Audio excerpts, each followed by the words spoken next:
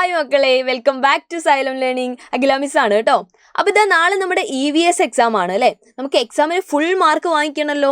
നമ്മുടെ EVSൽ നമുക്ക് പഠിക്കാനുള്ള ഒരു ചാപ്റ്ററാണ് ദ റോഡ് ടു ഇൻഡിപെൻഡൻസ് അല്ലേ, സ്വാതന്ത്ര്യത്തിലേക്ക് എന്ന് പറയുന്ന ഒരു ചാപ്റ്റർ. അപ്പോൾ ആ ചാപ്റ്ററിൻ്റെ അകത്തുള്ള ഇമ്പോർട്ടൻ്റ് ആയിട്ടുള്ള ഇമ്പോർട്ടൻ്റ് ആയിട്ടുള്ള കുറച്ച് കാര്യങ്ങളൊക്കെ ആയിട്ടാണ് മിസ് വന്നിട്ടുള്ളത്. നിങ്ങൾ എന്ത് ചെയ്യുക, വീഡിയോ സ്കിപ്പ് ചെയ്യാതെ കാണുക കേട്ടോ.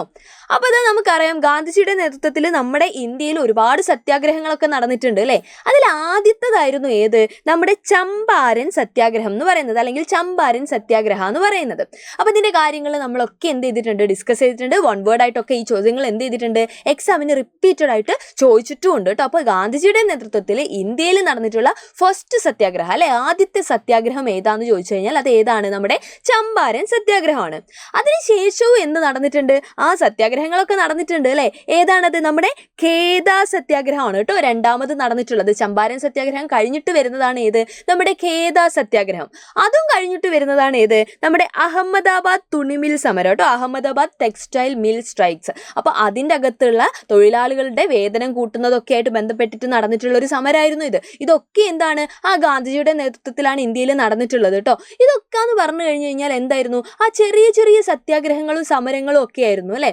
ഇതൊക്കെ കഴിഞ്ഞു വന്ന സമയത്ത് നമ്മുടെ ബ്രിട്ടീഷുകാരുണ്ടല്ലോ, ഇവിടെ ഒരു ആക്ട് കൊണ്ടുവന്നിട്ടുണ്ടായിരുന്നു. നമ്മുടെ റൗലറ്റ് ആക്ട് എന്ന് പറയുന്ന ഒരു നിയമം കൊണ്ടുവന്നു. ആ നിയമപ്രകാരം നമ്മുടെ ബ്രിട്ടീഷുകാർക്ക് ആരെ വേണമെങ്കിലും എന്ത് ചെയ്യായിരുന്നു, ആ ഒരു തെളിവും കൂടാതെ അവരെ അറസ്റ്റ് ചെയ്യാനും അല്ലെങ്കിൽ കാരണമില്ലാതെ അവരെ തടവിലാക്കാനും ഒക്കെ പറ്റുമായിരുന്നു കേട്ടോ. അപ്പോൾ നമ്മുടെ ഗാന്ധിജിനെ ഗാന്ധിജിയൊക്കെ ഇതിനെതിരെ പ്രതികരിക്കാൻ തുടങ്ങിയില്ലേ. അപ്പോൾ ആ തുടങ്ങിയ സമയത്ത് ഗാന്ധിജിനെയൊക്കെ ഇവരെ എന്ത് ചെയ്യാൻ തുടങ്ങി, അറസ്റ്റ് ചെയ്യാൻ തുടങ്ങി. അപ്പോൾ ഇതിനൊക്കെ എതിരായിട്ട് നമ്മുടെ ഇന്ത്യയിലുള്ള ആളുകൾ നമ്മുടെ പഞ്ചാബിൽ ജാലിയൻ വാലാബാഗ് എന്ന് പറയുന്ന ഒരു മൈതാനത്ത് ഒത്തുചേർന്നു.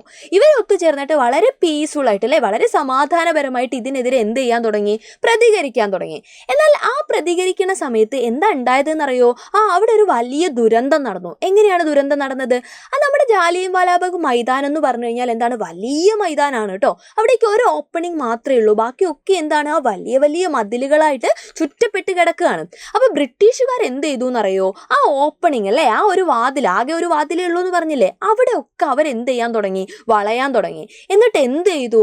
ആ ജനറൽ ഡയറിന്റെ നേതൃത്വത്തിൽ അവിടെ വെടിയുതിർക്കാനുള്ള എന്ത് കൊടുത്തു, ആ ഉത്തരവ് കൊടുത്തു കേട്ടോ. അപ്പോൾ എന്താണ്, അവരിങ്ങനെ കണ്ടിന്യൂസ് ആയിട്ട് എന്ത് ചെയ്തുകൊണ്ടിരിക്കുകയാണ്, വെടിയുതിർത്തോണ്ടിരിക്കുകയാണ്. ഒരുപാട് ആളുകൾ എന്ത് ചെയ്യാൻ തുടങ്ങി, മരണപ്പെടാൻ തുടങ്ങി അല്ലേ. വെടികൊണ്ടിട്ട് മരണപ്പെട്ടവരും ഉണ്ട്. അതുപോലെ എന്താണ്, നമ്മളൊക്കെ ഇങ്ങനെ ഒത്തുചേർന്നിരിക്കുന്ന സമയത്തേക്ക് എന്തെങ്കിലും വന്നു കഴിഞ്ഞാൽ എല്ലാവരും ഓടാൻ തുടങ്ങിയില്ലേ. അപ്പോൾ ഈ തിക്കിലും തിരക്കിലും ഒക്കെ പെട്ടിട്ട് ഒരുപാട് ആളുകൾക്ക് എന്ത് നഷ്ടപ്പെട്ടു, ജീവൻ നഷ്ടപ്പെട്ടു. ഇത് നടന്നിട്ടുള്ളത് എന്നാണെന്നറിയാവോ? എന്നാണ് 1919 ഏപ്രിൽ 13 കേട്ടോ. അപ്പോൾ ഈ ഒരു സംഭവത്തിനെയാണ് നമ്മൾ എന്ത് വിളിക്കുന്നത്, ജാലിയൻ വാലാബാഗ് കൂട്ടക്കൊല അല്ലെങ്കിൽ ജാലിയൻ വാലാബാഗ് മസാക്കർ എന്ന് നമ്മൾ എന്ത് ചെയ്യാറുണ്ട്, ഇതിനെ വിളിക്കാറുണ്ട്. അപ്പോൾ ഈ സമയത്ത് ഗാന്ധിജിയൊന്നും അവിടെ ഇല്ല അല്ലേ. ഗാന്ധിജിനെയൊക്കെ എന്ത് ചെയ്താണ്, ആ ബ്രിട്ടീഷുകാർ തടഞ്ഞു വെച്ചേക്കാണ്. അപ്പോൾ ഈ ഒരു ദുരന്തത്തോടു കൂടിയാണ് നമ്മുടെ ഇന്ത്യയിലുള്ളവർ എന്ത് ചെയ്യാൻ തുടങ്ങിയത്, ശക്തമായിട്ട് സ്വാതന്ത്ര്യ സമരത്തിലേക്ക് അല്ലെങ്കിൽ അതിൻ്റെ സമരങ്ങളിലേക്ക് ഇറങ്ങാൻ തുടങ്ങിയത്. ഇതിന് ശേഷമാണ് നമുക്ക് വലിയ വലിയ സമരങ്ങളൊക്കെ എന്ത് ചെയ്യാൻ തുടങ്ങിയത്, ആ ഗാന്ധിജിയുടെ നേതൃത്വത്തിൽ തന്നെ വലിയ വലിയ സമരങ്ങളൊക്കെ എന്ത് ചെയ്യാൻ തുടങ്ങി, ഉണ്ടാവാൻ തുടങ്ങി അല്ലേ. അതിന് എക്സാമ്പിളാണ് നമ്മുടെ സോൾട്ട് സത്യാഗ്രഹം, നമ്മുടെ ഉപ്പ് സത്യാഗ്രഹവും എല്ലാം അതിൻ്റെ അനുബന്ധിച്ചുണ്ടായിട്ടുള്ള ദണ്ഡി മാർച്ചും നമ്മുടെ ക്വിറ്റ് ഇന്ത്യ സമരം ഒക്കെ എന്താണ്, ഇതിന് ശേഷമാണ് ഉണ്ടായിട്ടുള്ളത്.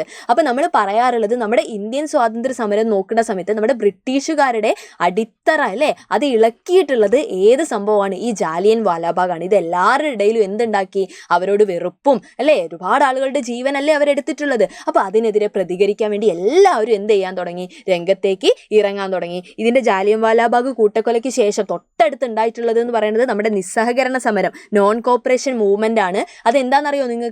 ഇതിൽ പ്രതിഷേധിച്ചിട്ട് നമ്മുടെ ഈ ബ്രിട്ടീഷുകാരുടെ സാധനങ്ങളൊക്കെ ഇല്ലേ, വിദേശ വസ്ത്രങ്ങൾ ഉൾപ്പെടെയുള്ള കാര്യങ്ങളൊക്കെ നമ്മൾ എന്ത് ചെയ്യുക, ബഹിഷ്കരിക്കാൻ തുടങ്ങുക കേട്ടോ. അപ്പോൾ ഇതിന് ശേഷമാണ് വലിയ വലിയ സമരങ്ങൾ, മിസ് നേരത്തെ പറഞ്ഞ പോലെ സോൾട്ട് സത്യാഗ്രഹം, നമ്മുടെ ഉപ്പ് സത്യാഗ്രഹവും ക്വിറ്റ് ഇന്ത്യ ഒക്കെ ഉണ്ടായിട്ടുള്ളത്. അതിനും ശേഷമാണ് എന്തുണ്ടാവുന്നത്, ഇതിലൂടെ ഒക്കെ പോയിട്ടാണ് നമുക്ക് എന്ത് കിട്ടിയിട്ടുള്ളത്, നമുക്ക് സ്വാതന്ത്ര്യം കിട്ടിയിട്ടുള്ളത്. അപ്പോൾ ഇതൊരു ഫ്ലോ ചാർട്ട് പോലെ എൻ്റെ മക്കൾ എന്ത് ചെയ്യുക, ഓർത്തു വെച്ചേക്കുക. നമുക്ക് ക്വസ്റ്റ്യൻസ് ഒക്കെ വരാറുണ്ട്, വൺ വേർഡ് ക്വസ്റ്റ്യൻസും വരാറുണ്ട്, കുറിപ്പ് എഴുതാനായിട്ട് ചോദിക്കാറുണ്ട്. അങ്ങനെ പല രീതിയിൽ ഇതിനകത്ത് നിന്ന് എന്ത് ചെയ്തിട്ടുണ്ട്, ക്വസ്റ്റ്യൻസ് ചോദിച്ചിട്ടുണ്ട്. അപ്പോൾ നല്ല അടിപൊളിയായിട്ട് എന്ത് ചെയ്യുക, എക്സാം ഒക്കെ എഴുതുക. എല്ലാവർക്കും മിസ്സിൻ്റെ ഓൾ ദ ബെസ്റ്റ് കേട്ടോ.